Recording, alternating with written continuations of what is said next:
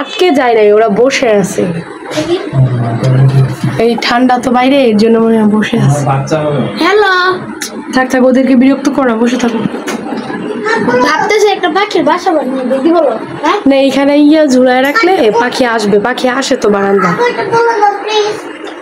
ওই টপটাকে এনে হ্যাঁ, ওরা তো এই টপটা ইউজ করতে পারতো। হ্যাঁ, কিন্তু এত বুদ্ধি নাই তোমার মতো। এই যে স্যার, আপনারা এখানেও বসতে পারেন।